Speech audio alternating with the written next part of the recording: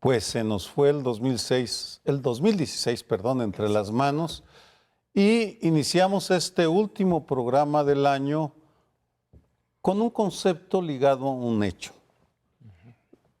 Tal vez el evento más importante del año fue la elección de Donald Trump a la presidencia de Estados Unidos. Pero no fue una elección normal. De hecho, fue una elección que dividió a Estados Unidos. Es bien interesante que Times sacara su portada con un Trump de espaldas, sentado en una silla, en un sillón ajado, y con un título: presidente de los Estados Unidos, Estados Divididos de América. No era Estados Unidos, sino Estados Divididos. Y una de las causas de la división es el uso de la mentira de manera sistemática, metódica, para imponerse. El hecho no ha pasado desapercibido y está generando en Estados Unidos y Europa y en todos lados una discusión muy profunda sobre la verdad en los medios de comunicación y sobre todo en las redes sociales y la presión sobre Facebook, Twitter, que son los dos principales medios de comunicación sociales, es muy fuerte para que no difundan información falsa, como por ejemplo el hecho de que el Papa Francisco apoyaba a Trump, una mentira que sin embargo fue creída por 3 millones de electores estadounidenses. En consecuencia, la verdad como instrumento o como método de la disputa política es en verdad novedoso. Esto tal vez sea una de las herencias más importantes de este año. Bueno, quiere decir que en el caso de Trump, Maquiavelo, el mal Maquiavelo, porque hay quienes pueden hacer una buena discusión ética de Maquiavelo, pero aquí el mal Maquiavelo, que dijo que el objetivo era ganar el poder, mantenerlo, preservarlo, y que el método importaba bastante poco. Y él recomienda al príncipe en alguna de sus puntos principales la mentira como instrumento. El príncipe tiene que aprender a ser malo para poder triunfar en algunas ocasiones. Y aquí ni duda que Maquiavelo podría decir que, bueno, no era eso lo que él pensaba, pero que ganó. La mentira en la política, yo supongo que es tan vieja como la política misma, pero probablemente en el caso de Estados Unidos se le pasó la mano. Y entonces viene una especie de contracorriente, de reacción, que quién sabe a dónde se llegará, porque Sergio, Facebook, ¿cómo rayos le va a hacer para decir qué es cierto y qué es falso? La idea me parece muy buena. Lo falso se nulifica. ¿Y quién nos va a decir qué es lo falso? Bueno, yo quisiera tocar otro ángulo dentro de esta misma temática, que es la importancia que ha tenido México en este proceso sucesorio de los Estados Unidos, en esta elección presidencial. Creo que nunca México ha tenido un protagonismo tan importante en una elección de los Estados Unidos como en esta ocasión. En gran medida se explica porque somos uno de sus principales socios comerciales, porque tenemos una frontera de 3,000 kilómetros, una zona fronteriza muy conflictiva, muchos intereses en juego entre los dos países. Pero el solo hecho de que el presidente de México hubiera invitado como candidato, siendo candidato apenas, a la República, a la Ciudad de México, a conversar a Donald Trump, pues lo puso en el escenario mundial. Todas las noticias dijeron, está en México, están discutiendo esto, están discutiendo el muro, están discutiendo las remesas, están discutiendo todo lo que nos involucra con los Estados Unidos.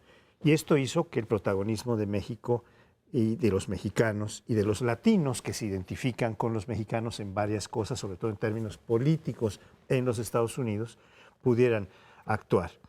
Y también nos resulta pues un tanto paradójico o inexplicable cómo hubo mexicanos de alguna generación anterior, tal vez de tercera generación, de segunda generación, que ya no tienen sangre mexicana, tienen cultura mexicana, pero ya no tienen una identidad con nuestro país. Son binacionales, pero ya en menor parte de la nacionalidad mexicana y en mayor parte de la americana, por lo cual votaron por Trump.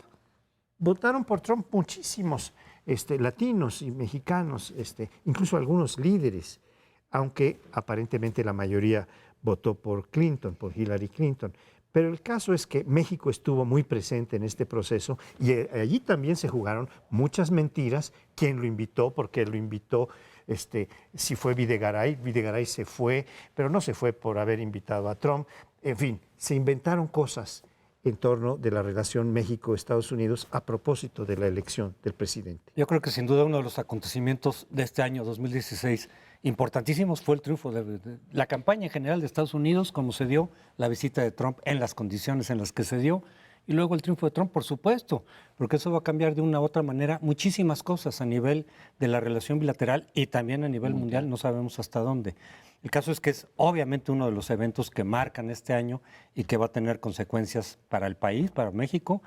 No sabemos hasta dónde, de qué tipo, pero el debate en medio, una cosa, está en lo de las mentiras del Facebook. ¿Y qué te parece el hackeo de los rusos? Que dice la CIA que hubo y que intervinieron en la elección de Estados Unidos, porque fraude casi siempre ha habido en Estados Unidos. A veces es determinante en el resultado, hay varios casos, y otros no, pero fraude siempre ha habido. Pero era un fraude interno, y ahora de pronto hay una intervención internacional, además de un país como Rusia, es decir, no cualquier, que puede haber incidido en el resultado. Pues eso está gravísimo. ¿Quién sabe también cómo va a evolucionar y en qué va a desembocar? Igual y hacen a favor de la institucionalidad, que también así es Estados Unidos. Si hay fraude, está demostrado. En el 2000 estuvo clarísimo, pero no hagamos demasiadas olas porque se nos va de las manos la estabilidad. ¿Quién sabe en qué va a quedar esto de los rusos? Pero para hablar de trampas y de mentiras, pues vaya que sí, esa está ahí. Y ya no nomás son acusaciones de los clintonistas. Y ya fue la CIA diciendo, hay elementos, hay pruebas, ahí está. A ver en qué desemboca eso. Pero por otro lado, en México tenemos la discusión, el debate de qué hacemos ahora. Entonces vienen muchas propuestas muy distintas, desde vámonos con los chinos, porque son el enemigo natural de Trump. Y otros dicen, no, espérate, los chinos pueden ser hasta peor que Estados Unidos en esas cuestiones de tratados de libre comercio y demás. Nos van a invadir, eso sí, en serio, nos van a sofocar. En fin, hay posiciones distintas. Otros dicen, tenemos que reconstruir nuestra economía, no podemos hacerla depender de Estados Unidos, nuestros problemas. Ya vimos lo que pasa, ¿no? Se apostó por ahí. A lo mejor el balance fue positivo en términos generales, pero en cualquier momento te dan el portazo y te sacan de la jugada. Tenemos que resolver nuestros problemas y hay que aprovechar esta situación como una oportunidad. Está esa otra parte del debate, es otra propuesta. Y los otros decir, no, hay que tratar de conseguir con Trump negociando para que sea el menor daño, tratar de rescatar el Tratado de Libre Comercio. ¿Quién sabe? Creo que el gobierno va por esta última posición, da la impresión. Pero, a final de cuentas, hay que oír las otras posturas que pueden tener buena parte de razón. Bien, por supuesto que es importante el tema de las relaciones México-Estados Unidos, pero creo que el asunto de la verdad trasciende con mucho estos temas. Uno de los mecanismos fundamentales para la transmisión de información y para la conformación de los gobiernos. Lo que está planteando es que Twitter y Facebook pongan, al igual que lo tienen los periódicos serios, una sección para verificar la veracidad de la información y que, vamos, porque el New York Times o el Reforma o los periódicos los periódicos serios no publican cualquier texto, sino que verifican que sea información que pueda ser sustentada o bien razonable. Si es un artículo de opinión, queda claramente diferenciado de lo que es noticia. Lo que ya anunció Zuckerberg, el dueño de Facebook, es que sí van a poner filtros para evitar que no solo se suba información falsa, sino que lucren con eso las empresas que se dedican a difundir información falsa. O los partidos o las tendencias políticas. Sí, pero siempre utilizan, candidatos o partidos utilizan empresas que se especializan en posicionarte, así lo llaman en las redes sociales, y para ello pueden recurrir al información verídica o información falsa. Lo que ahora está en entredicho es la imposición de cierto orden a medios de comunicación anárquicos por naturaleza y que se les veía como una virtud. Y llega la elección estadounidense y de repente nos damos cuenta que no son tan virtuosas, que pueden ser manipuladas, y es ahí donde puede haber una modificación que va a afectar la forma de comunicarnos, porque la diferencia de lo que está pasando ahora en el mundo, de la tecnologización de la existencia, es esa capacidad de comunicación de la cual antes carecíamos, porque nos teníamos que informar, esperar a que salía el periódico en México, y si confiabas en el Día o en el Excelsior, hablo de los 60, 70, pues, esperar a que salieran, porque no podías confiar en en Televisa, por ejemplo, no estaba permitido. Pero en fin,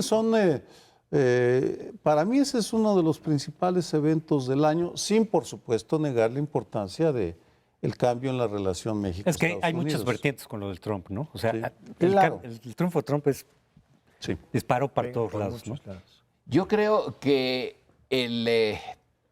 la posibilidad de millones de mensajes y el Reforma o el New York Times o otros periódicos, bueno, verifican su información porque reciben 2 o 3 informaciones importantes que hay que verificar si se dan tiempo.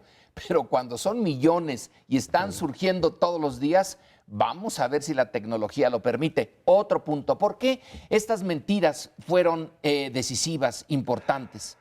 Porque vamos a una que nos concierne a nosotros, que los mexicanos eran o criminales o narcotraficantes o violadores y en algunos casos eran buenas personas, que fue de las primeras declaraciones de Trump.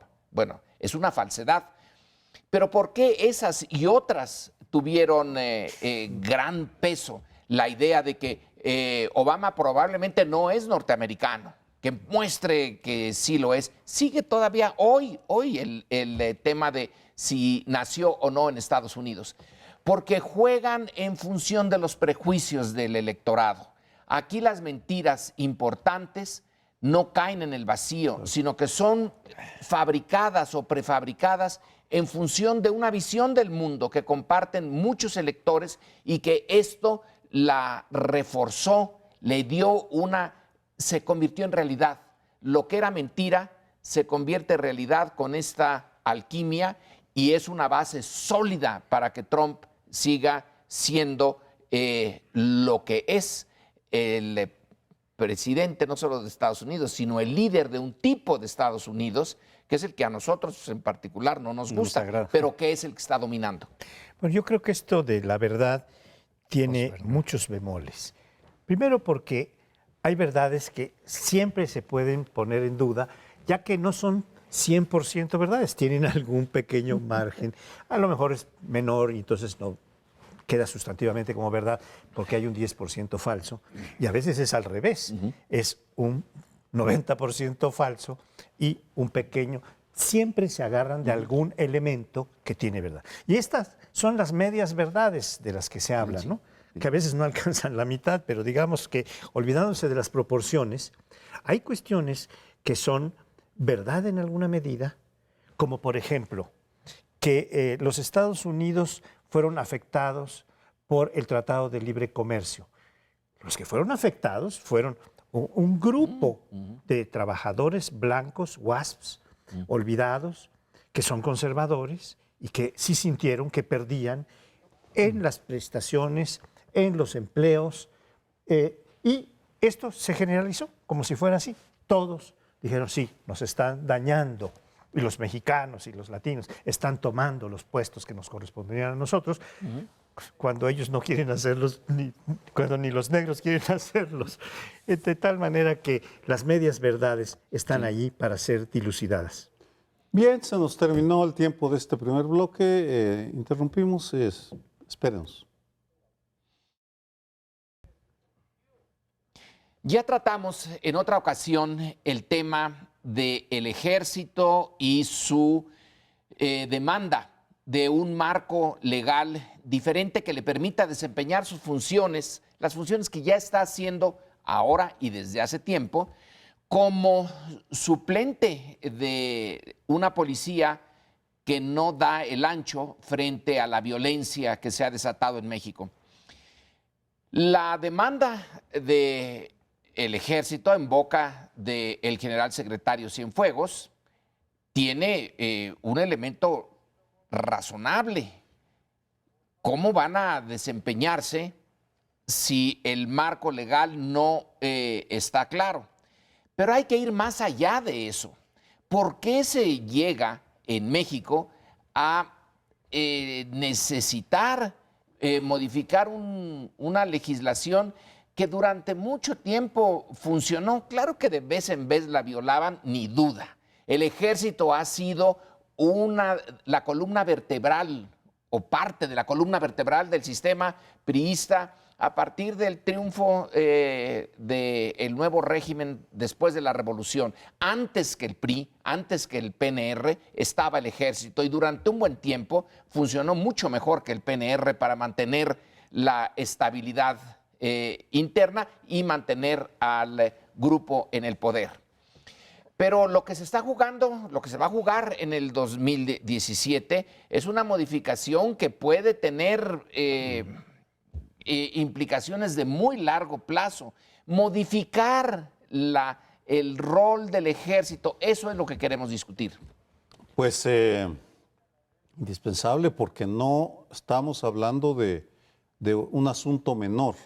De hecho, es un posible reajuste en la arquitectura fundamental del Estado mexicano. No es algo menor, porque ya se venía dando la inconformidad soterrada de los militares que desde los 60s se sentían utilizados por los civiles incapaces de resolver políticamente las protestas. Ese es el huevo de la inconformidad de los militares. Lo notable de este discurso, que ha recibido una gran atención, es que lo haya soltado al parecer sin dar aviso a nadie, sino decir: ya pónganse a trabajar al Congreso, a los gobernadores, a los presidentes municipales. Fue una llamada de atención que uno se pregunta si consultó con el comandante en jefe, el presidente Enrique Peña Nieto. No lo sabemos, yo no lo he visto ni discutido en ningún lado, pero en caso de que no lo hubiera consultado, es un paso en un afianzamiento del poderío de las Fuerzas Armadas como las instituciones que están sosteniendo un Estado que hace agua por todos lados. Va a ser una discusión que no debemos ni olvidar ni evadir, porque está en juego el futuro Estado o la relación entre Estado y sociedad. Bueno, yo creo que lo que dices es, en alguna medida, para tocar lo del tema anterior de las medias verdades, cierto de que esta discusión ha sido un tanto soterrada, pero existe hace tiempo. Porque todos los que hemos leído la Constitución sabemos que el ejército solo puede intervenir en tiempos de paz en cierto tipo de actividades, que no están la persecución de la delincuencia, y mucho menos la investigación. Sí, de tal manera que esta es una temática que se ha discutido poco a poco, que los militares se han quejado con varios presidentes, no con nada más, desde que se declaró la guerra y desde antes. Decían: no estamos para eso, no hemos sido formados para eso y no estamos protegidos legalmente, lo cual nos puede implicar graves responsabilidades por estar realizando tareas que no nos corresponden. Porque en un Estado de Derecho, perdónenme mi deformación, las autoridades solo pueden hacer lo que tienen expresamente autorizado. Cuando hacen algo más de lo que tienen autorizado por la Constitución y las leyes, están incurriendo en falta. Están incurriendo o en delitos o en problemas administrativos, laborales, de muy diverso tipo. No están actuando de acuerdo con la ley. Y los militares han dicho todo el tiempo: oigan, Nosotros tenemos bajo nuestra responsabilidad la protección interna del país y nosotros no estamos para defender la política interna de seguridad nacional, de seguridad, menos de seguridad pública. De seguridad nacional sí, pero de la seguridad pública no.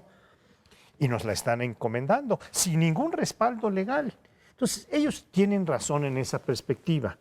Por otra parte, están actuando desde hace ya una década para contener la delincuencia organizada, particularmente la del narcotráfico, pero en general la del crimen organizado, con resultados bastante malones. Pero son resultados finalmente, porque no hay otra fuerza que pueda pensarse como alternativa al ejército y la Marina, quiero decir, las Fuerzas Armadas, para lidiar con este grave problema que tenemos. Entonces, sí estamos en una contradicción fundamental y la discusión en el Congreso va a tener que ser abrir una caja de Pandora. Y eso será, no en periodo extraordinario, que creo que no habrá, tengo la impresión de que no habrá, sino en el periodo ordinario que inicia en febrero del 17. Probablemente las declaraciones o el discurso del general Cienfuegos ha sido la peor crítica a la estrategia que inició Felipe Calderón. De las diferentes críticas que hay, muchas, de académicos, de especialistas, de analistas, esta me parece que fue la más dura. Es decir, además de quien viene. Pero dijo, no ha servido. No se resuelve la inseguridad con balazos, que en eso consiste esta estrategia básicamente, eran balazos contra balazos y ahí está el resultado, se multiplicó la violencia. No estamos preparados para esto, las policías verdaderamente no existen para los efectos prácticos, es una crítica muy fuerte. Y desde luego que la cobertura que están pidiendo legal muchos dicen, pues claro, es para que no los acusen, él mismo lo dijo de alguna manera, de violaciones a derechos humanos, ¿cómo se llama? Ejecuciones extrajudiciales. Ya con esa cobertura, pues dicen, es que así nos prepararon, no nos prepararon para ser muy delicados en la cosa de los derechos humanos, los protocolos, sino que estamos para la guerra y en la guerra pues así es un poco, ¿no? Matamos y luego averiguamos y ese tipo de cosas, ¿no? Y entonces necesitamos la cobertura jurídica. En estricto sentido, esa queja de decir, nos están metiendo algo para lo cual no estamos preparados, ni fuimos diseñados, y que se está desvirtuando nuestra función fundamental, eso no cambia con la cobertura judicial, la prolonga, en todo caso, la legitima, pero no cambia el problema de fondo. Entonces yo aquí retomo una idea que han planteado desde hace varios años algunos especialistas, de decir, ¿y por qué no transformamos al ejército en lugar de que intervenga, se supone que en términos de excepcionalidad, pero en realidad está ya ahí 10 años, ¿y cuánto más se va a estar ahí el ejército? ¿Cuánto va a tardar en que tengamos una policía confiable, eficaz, nacional? Otros 10 años, por lo menos. Entonces, ¿por qué no mejor transformar al ejército en algo que ya se dedique a eso especialmente, aprovechando su estructura, su fuerza institucional, su entrenamiento armado, pero también les demos entrenamiento para derechos humanos? Ahora sí, no fuimos entrenados para ello, pues vamos a entrenarlos para eso y que cumplan esa función de un problema que es real. Hay que cambiar la Constitución, porque no solo una la ley. cosa, sí, claro, no, ya lo sé, es una reforma mayor, que se haga, porque no sé si se plantea, porque eso de en los cuarteles, ¿como para qué? ¿Para qué tenemos un ejército en los cuarteles esperando que nos invada Estados Unidos o Cuba? En cambio, este problema es real y va por muchos años. Ya el legado de esta estrategia se va a tardar, aunque cambies de estrategia, los efectos se van a tardar mucho tiempo. Yo sé que se trata de una propuesta muy, ¿cómo que vamos a cambiar esto en algo así como una guardia civil? Pero que ya tenga el entrenamiento y también la disposición jurídica para, sí, dedíquense a eso, porque entonces van a cubrir las faltas de policía que va a pasar mucho tiempo antes de que podamos tenerla. Sería, esa propuesta sería hacer de México una Costa Rica grande. Es un país que decidió en un momento crítico decir ya, el ejército creaba más problemas internos, políticos internos, que lo resolvía. Fue momento crítico cuando se pudo hacer el cambio, disolver el ejército, crear una Guardia Nacional. México hace ya mucho tiempo que no tiene realmente posibilidades de un enfrentamiento entre un ejército formal mexicano y un ejército formal extranjero, porque sería Estados Unidos, imposible. Guatemala o Cuba serían de, bueno, Belice, pues. Sí, Honduras. Pero ya Honduras no tenemos frontera. Entonces, de hecho, no hay posibilidades realistas de tener que enfrentarnos a esa emergencia. Si Trump, como dijo en algún momento, que pagan el muro y ahora que rehagamos nuestro ejército, porque lo dijo así, si rehacemos nuestro ejército, les obligamos a pagarlo. Vaya que si fue amenaza, pero bueno, en términos generales no se espera esa situación y son ya, ¿cuántos? Más de 200,000 efectivos entre los de la Armada y el Ejército que están, 250,000 de personas que están allí, nada más para meterse en el cuartel. Su misión, para bien y para mal, objetiva, ha sido combatir con otros mexicanos. La última gran guerra que tuvimos fue la Guerra Cristera. Y esa sí fue... La Guerra Sucia. Y la Guerra Sucia, se le llama Guerra Sucia, pero no fue de ejércitos. Fue una guerra antiguerrillera. Pero intervino el ejército. No, claro que intervino, sí. Pero en el caso de los cristeros eran cuerpos formales, tenían sus propios generales, sus oficiales y todo. Era otra situación. Requiere una discusión de mucho fondo y no va a ser nada fácil. Ya no tenemos demasiado tiempo, pero dos ideas breves. La primera, que de acuerdo a la ley del Ejército y la Fuerza Aérea, solo el general secretario puede hablar a nombre de toda la institución.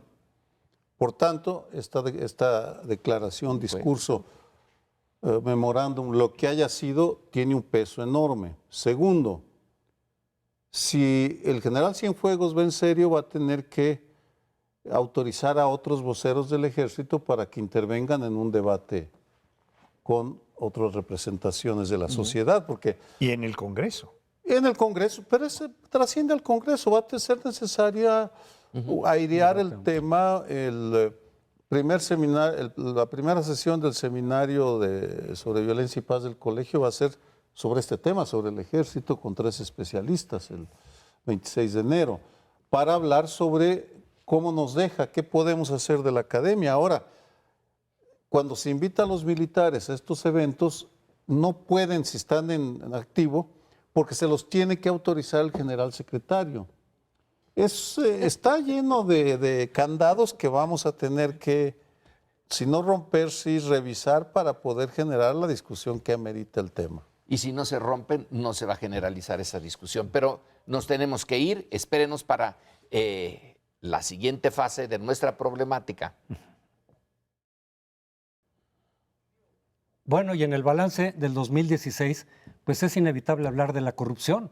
No porque en este año haya surgido la corrupción la traemos desde que nació México, sino que adquirió algunos matices específicos. Por un lado, la evidencia de la que ya teníamos noticia, de la que ya teníamos indicios, de la corrupción brutal de los gobernadores, de muchos gobernadores, que no dejaron en su estado prácticamente nada, deudas gigantescas.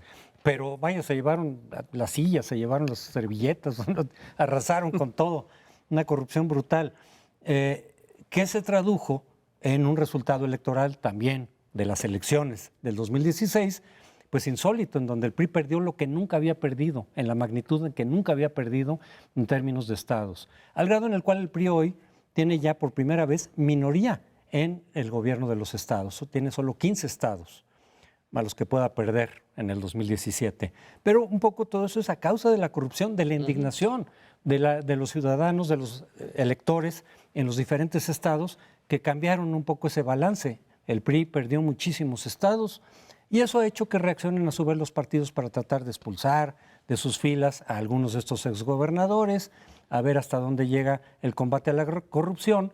Pero también está lo del Sistema Nacional Anticorrupción que se ha ido gestando también durante este año. Y también está la discusión pendiente, pero dentro de eso da la impresión de que, aunque hay un compromiso retórico de los políticos y los partidos contra la corrupción, a la mera hora, a la hora de la práctica, meten zancadillas. No sabemos hasta dónde va a llegar la persecución de la corrupción, pero no parece que muy lejos. Y en lo del Sistema Nacional Anticorrupción está pendiente de quiénes van a ser los fiscales, el fiscal anticorrupción. Parece que sigue habiendo esa negociación de cuotas que desvirtúa el asunto. Y viene lo de la ley de los archivos, Nacional de Archivos, que tiene que ver con la creación de la historia, con el desarrollo de la historia, pero también de la transparencia y la corrupción, porque en los archivos se puede detectar quién hizo qué en ciertos años y que es información que eventualmente puede traducirse en acusaciones, en rendición de cuentas. Pero esa ley viene, y eso es otra evidencia de que no se quiere ir a fondo en esto, de tal manera que no podríamos saber quién hizo qué. A lo mejor podemos saber los pecados, pero no los pecadores, porque tendrán la facultad de, con el argumento de defender la información confidencial, individual, tachar los nombres de los protagonistas. Pero a lo mejor Sergio nos puede profundizar un poco más sobre esta ley. Vamos, es un intento de censurar los documentos, de controlar los flujos de información. Tiene una serie de aberraciones que han sido denunciadas, no me quiero meter, tú ya mencionaste una, pero en el fondo está este intento de censurar a la historia, impedir que tengamos acceso a los documentos porque, de acuerdo al proyecto elaborado en Gobernación, ellos, los funcionarios, son los que deciden qué entra y qué no entra, qué es susceptible de ser pasado al archivo, sin tener en los cuerpos decisorios a especialistas en archivo o historiadores. Lo importante, tanto en el tema de la corrupción como en la batalla por los archivos mexicanos, es la reacción que está teniendo la sociedad. Me detengo en lo de los archivos porque me ha llamado la atención que el Consejo Académico del Colegio de México, del cual formamos parte Lorenzo y yo, y del cual se formó José Antonio Crespo, emitiera un texto de preocupación. El rector de la UNAM, antes, al terminar el periodo de trabajo de este año, también expresó su preocupación y se han pronunciado todo tipo de voces en la comunidad académica preocupados porque es un retroceso a los indudables avances que hubo a partir de la alternancia en la presidencia, porque criticamos mucho a Vicente Fox y a Felipe Calderón, pero hay que reconocerles a esos panistas que sí dieron más acceso a la información. A la información, no total, pero fue donde se abrió. Pero es evidente que sí nos permitieron tener acceso a la información que ha llevado a un florecimiento de la historia y de la crítica, ha mejorado y ahora pues nos la quieren cerrar. Yo supongo que tiene que ver con la corrupción. No había hecho la relación. El nexo tan claro. Tienes razón. No quieren que se sepa las barbaridades que a lo mejor cometieron por ahí dentro, y el instrumento es Miguel Ángel Osorio Chong, que quiere ser presidente, ni más ni menos. El viejo dictum de que información es poder se ve aquí claramente. Una ciudadanía que no tiene información clave está incapacitada de tomar las pocas decisiones que puede tomar un ciudadano, y esas son, como dijo José Antonio, en algún momento la de votar. Y en estas últimas votaciones le fue mal al PRI, debía de haberle ido peor, pero en fin, le fue suficientemente mal como para que reconozca que algo no está funcionando. De todas maneras, aunque los archivos en el pasado tampoco estaban abiertos. No, estaban cerradísimos. Y sin embargo, uno podía hacer inferencias. Claro que tenía uno que hacer inferencias. No podía uno decir, el gobernador fulano dejó un déficit de tal magnitud o favoreció a sus parientes, a sus amigos con tantos y tantos y tantos millones de pesos. Pero no van de todas maneras a cerrar el caudal de información, la van a hacer más difícil, pero entonces también la acusación en su contra, que pueden ser suposiciones, tendremos derecho a hacerla. Puesto que no nos dejaron ver los archivos, nosotros suponemos que es por esto y por esto y por esto, y la deslegitimidad que van a tener quizás sea peor, porque se tuvo la posibilidad de comportarnos como un país moderno, Estados Unidos deja ver sus archivos. Sí, sí es cierto que los norteamericanos También. censuran, O 25 años después. la puedes ver. pero en el largo plazo no hay censura. En el largo plazo uno puede ver todo, todo. Es que lo necesitan también ellos. El gobierno necesita conocer sus pasados, buenos y malos, para poder tomar las decisiones correctas en el presente de cara al futuro. Se están cerrando también ellos posibilidades, pero claro, han de decir, prefiero cerrármelas a que se sepa cuánto daño hice. La sociedad mexicana tiene la obligación de protestar en contra de este proyecto de gobernación. Miren nada más que dejar los archivos en manos de gobernación es dejar la iglesia en manos de Lutero. Bueno, lo que pasa es que, bueno, primero es cierto algo que habría que reconocer, como ya decía Sergio, fue en el tiempo, en el primer año de gobierno, segundo año de gobierno de Fox, que se aprobó la ley de transparencia y acceso a la información pública, y que no es cierto que se cerraron todas. Algunas se empezaron a abrir, por ejemplo, los archivos de la Policía Política que tú consultaste tanto, Sergio, se pasaron al Archivo General de la Nación y ahí se abrieron a los investigadores. Yo incluso, que participé en esto porque dependía de mí cuando trabajé en Gobernación, la vigilancia del Archivo General de la Nación, tuve la información de fichas mías que reportaba la Policía Política. ¿Alguna vez tú me contaste o me conformaste? O sea, sí se empezaron a abrir cosas. Y luego se establecieron obligaciones para que la autoridad no negara instructivos y mandatos del organismo que era el IFAI, ¿verdad? Se llamaba IFAI, ¿no? Ahora se llama INAI. Ordenara a las instituciones más diversas que dieran la información. O sea, empezó a haber una apertura que ahora poco a poco parece estar empezando a volverse a cerrar, por las razones que tenemos enfrente, que son algunas razones muy dramáticas. Esta corrupción tan brutal, esta corrupción pues ya no grotesca, como decíamos en el régimen anterior, en el bloque anterior, sino rampante, que han mostrado los gobernadores, los Duartes, el de Chihuahua y el de Veracruz, sí. Bueno, son verdaderamente colosales. La reacción del PRI es expulsarlos. Si hubiera que expulsar a todos los corruptos, pues no quedaría casi nadie ahí para cerrar la puerta del partido, ¿no? Y no es gran castigo, pero pues, expulsarlos del PRI, pues ellos ya están saliendo, poco a poco y se van volviendo independientes aquí y allá. Ahora acaba de salir este diputado Guerrero de Coahuila, va a decir que se va del PRI antes de que lo expulsen, yo creo, no lo sé.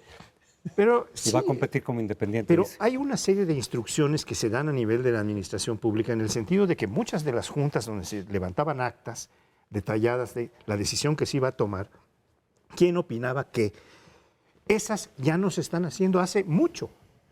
Porque son parte de esta cerrazón en la que estamos ahora, de este proceso de cerrazón, porque había habido un primer principio de apertura. Entonces, ¿qué se hacen? O minutas muy esquemáticas donde no se mencionan, se argumentó tal vez no se dice fulano de tal, dijo el secretario, tal, dijo el subsecretario, ya no. La decisión se tomó así, se tomó por mayoría, no. Se tomó la decisión tal. Y entonces se hacen minutas, si las consultas pues no derivas de ahí casi nada, ¿no? Son esquemitas de información que no dicen gran cosa en términos de responsabilidades, en términos de corrupción, en términos de connivencia, en términos de conflicto de intereses. ¿Qué es lo que nos interesaría saber, no? Pues es lo que está pasando ahora con esta ley, que yo creo que no va a pasar. ¿Quién sabe? Dicen los especialistas en el tema y que han estado muy metidos y están presionando para que la ley se venga para abajo. Me dicen, los colegas dicen, es que están durísimos, no quieren precisamente porque de ahí puede salir información que los comprometa. No es por una cuestión de la historia, es por la cuestión de la corrupción y la transparencia, porque de ahí pueden surgir denuncias que puedan llevarlos eventualmente a la justicia. Si además, en el caso del actual gobierno del PRI, pues es probable que tengan que dejar el gobierno en el 2018, pues dicen, no, pues vamos a cubrirnos las manos. Y en ese sentido lo que decía Lorenzo, si no nos dan la información a los historiadores, podemos inferir y puede salir peor, pero eso no tiene valor legal. Ellos pueden decir, hagan la historia que quieran, De todos nos podemos decir que son inferencias, son ¿Dónde está el especulaciones, documento? pero legalmente no puedes probar nada y eso es lo que les preocupa. Claro. Se nos termina el tiempo de este segmento, volvemos al último segmento. Vamos a tocar en este último bloque de información que discutiremos, uno muy general que nos permite entrar a la escena internacional y que también nos permite tocar cuestiones de México nacionales.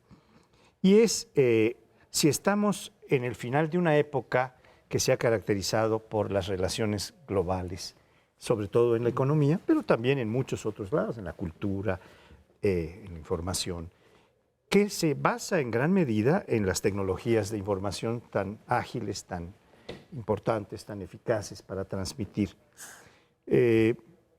A partir de ciertos eventos que tuvimos este año, como el Brexit, en donde el significado de la salida de Inglaterra de la Unión Europea se plantea en un referéndum, no obligatorio, por cierto, tiene que confirmarlo el Parlamento, pero en todo caso se dice vamos a volvernos sobre nosotros mismos, vamos a hacer tratados, pero no multilaterales, como que significa la Unión Europea, sino bilaterales, no vamos a perder todo nuestro mercado, nos vamos a concentrar a nivel nacional y vamos a beneficiar sobre todo a Inglaterra y nos vamos a quitar de encima obligaciones como estas que quiere la señora Merkel de estar admitiendo migrantes en ciertas cuotas, de estar aportando mucho dinero al sostenimiento de la Unión Europea, al estar autorizando que una burocracia que no ha sido electa tome decisiones importantísimas.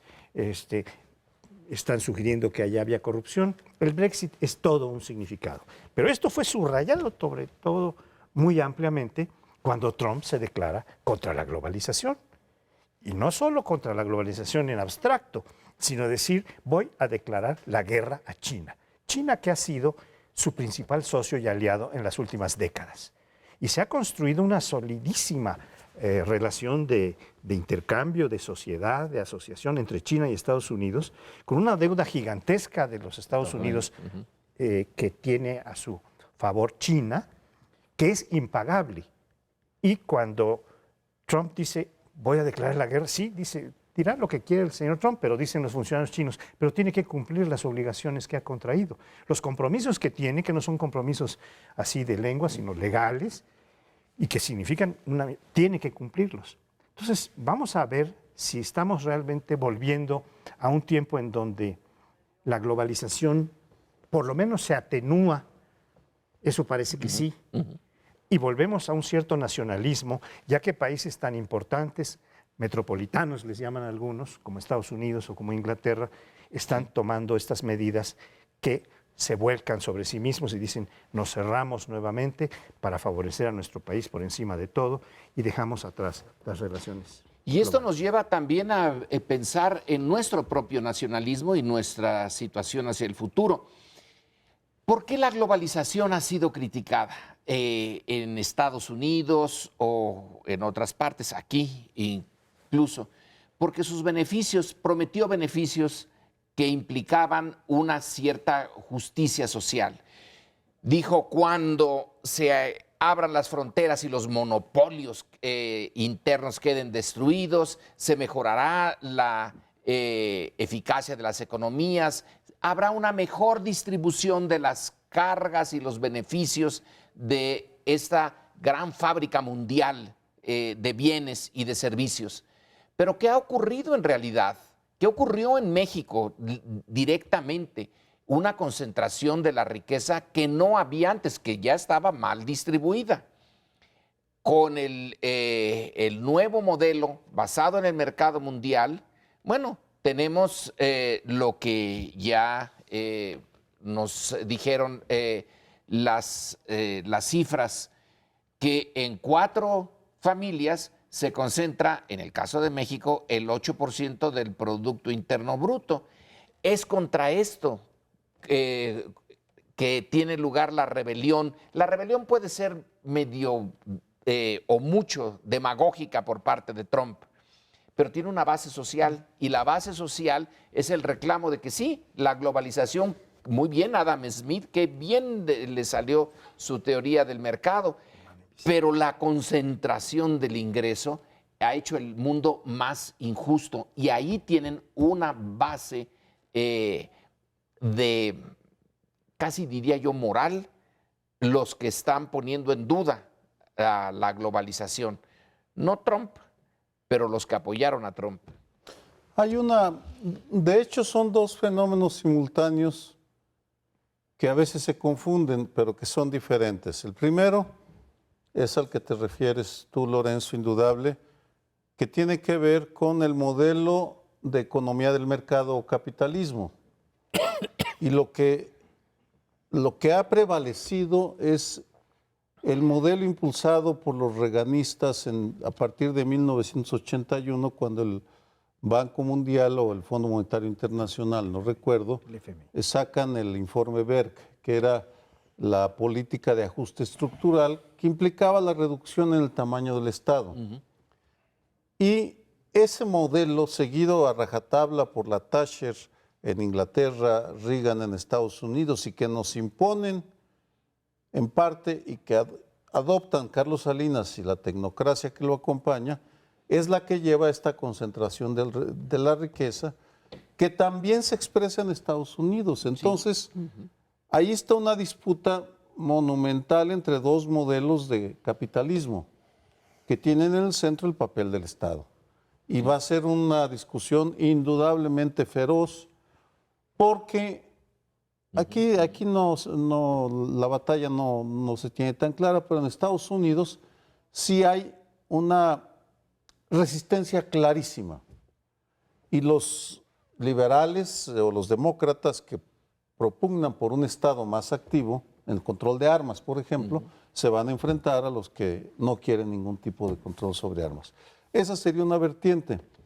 La otra, a la que se refería Paoli Bolio, es la de nacionalismo versus globalización. Y que encima sobre lo primero se fusiona, y que tiene que ver con el cuestionamiento que se está haciendo a los beneficios de la globalización y un intento de regresar a un pasado nostálgico en el cual los países eran autárquicos o autosuficientes. El caso de Inglaterra, vamos, una cifra, los 28 países de la Unión Europea eran en la Edad Media 5,000 unidades. Ducados, ciudades-estados, en fin, monarquías, por supuesto. Se han hecho conglomerados de 28 unidades que en algunas partes se pueden resquebrajar, porque hay la tentación de los nacionalismos ya no frente al Estado-nación, sino los regionalismos. Sí, Inglaterra dice que quiere regresar, pero Escocia ya dijo, lo vamos a pensar. Probablemente nosotros nos vayamos por otro lado. Lo mismo Irlanda del Norte y Gales también. En fin, son tiempos, y el 2017 lo veremos, porque Trump va a ser el catalizador, o está siendo el catalizador que va a acelerar, como antes se decía, las contradicciones. Pues no solo el capitalismo, sino las contradicciones de modelos que no están respondiendo a unas sociedades que ven sus expectativas frustradas. Yo creo que en estos meses hemos visto justamente el resurgimiento de quienes se opusieron en su momento a la globalización y al libre comercio, que lo había en diferentes países. Fueron vencidos en ese momento por quienes impusieron la globalización y libre comercio, pero habían muy fuertes protestas, ¿no? Los globalifóbicos y todo eso. Y ahorita están resurgiendo con fuerza. Pero, por ejemplo, en México, desde luego que lo sabía, quienes se oponían abiertamente, y grupos de izquierda, etcétera, y también en Estados Unidos. Incluso recuerdo que habían conferencias conjuntas de mexicanos y norteamericanos en contra del Tratado de Libre Comercio, y están resurgiendo. Pero yo tengo más preguntas que respuestas. Tú decías, esa añoranza de volver al pasado autárquico, proteccionista, la pregunta ahí sería, ¿hasta dónde este proceso, como otros procesos históricos, son reversibles? En alguna medida seguramente, pero a lo mejor no completamente, porque hay imposible. procesos que efectivamente se van imbricando de tal manera que ya no puedes echar para atrás, salvo en alguna medida. Y la otra pregunta sería, si se tiene que continuar con la globalización en alguna medida y el libre comercio, no se puede replantear, es decir, no echarlo para abajo, esto no sirvió, va para afuera, sino decir, a ver, así como está, no sirve, pero a lo mejor hay maneras en donde la distribución sea más equitativa, donde no todo el costo se concentre en algunos sectores, que no sería volver atrás o tirar completamente el proyecto, sino replantearlo Tal en vez. términos más equitativos. Tal vez se puede hacer una reingeniería de la globalización, como dijera alguien, y cancelar algún tipo de relaciones o posponerlas, darles una duración mayor. Pero es muy difícil pensar, como tú ya sugerías, que vamos a acabar con este proceso. Es un proceso que la tecnología actual está sosteniendo y que vamos a ver con mucho más detalle el año entrante. Este es nuestro último programa del año. Le deseamos que tenga un feliz año 2017.